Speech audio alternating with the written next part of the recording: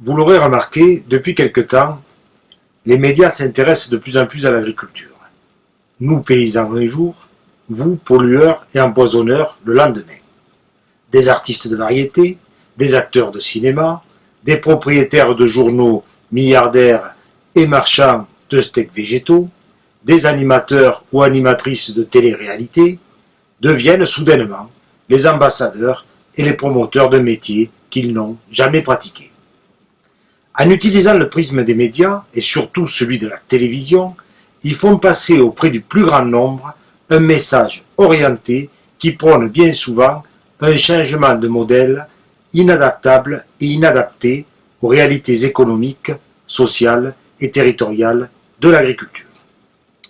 Ils compatissent le lundi en évoquant les suicides, la solitude, les dépôts de bilan, et ils anéantissent le mardi en dénonçant des pratiques susceptibles de nuire à l'environnement.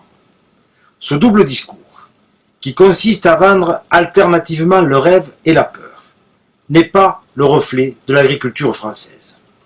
Cette agriculture réduite à sa portion congrue, qui parvient, malgré la stigmatisation dont elle est victime, à nourrir, jour après jour, 365 jours par an, 67 millions d'individus. Cette agriculture, qui n'a aucune leçon à recevoir de la part de ceux qui ne connaissent de l'outil, ni l'usage, ni le prix. Les agriculteurs sont en train de perdre la main dans un combat inégal où la charrue ne peut rien contre la télécommande et le conditionnement des pensées.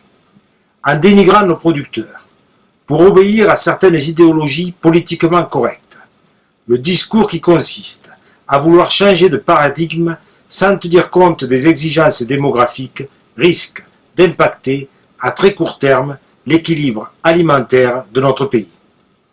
Parce que le jour où nous ne produirons plus suffisamment, le jour où nous dépendrons pour nous nourrir de marchandises importées de Chine ou des États-Unis, ce jour-là, ceux qui critiquent nos paysans seront bien contents de trouver sur leur chemin celui qui n'aura pas encore déserté son champ.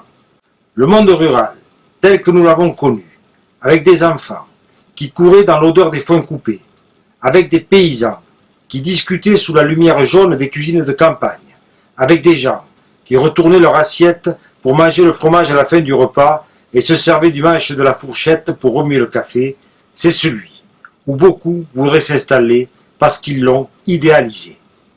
Sans savoir comme l'écrivait ailleurs Rimbaud, qu'il s'agit aussi d'une dure réalité à étreindre.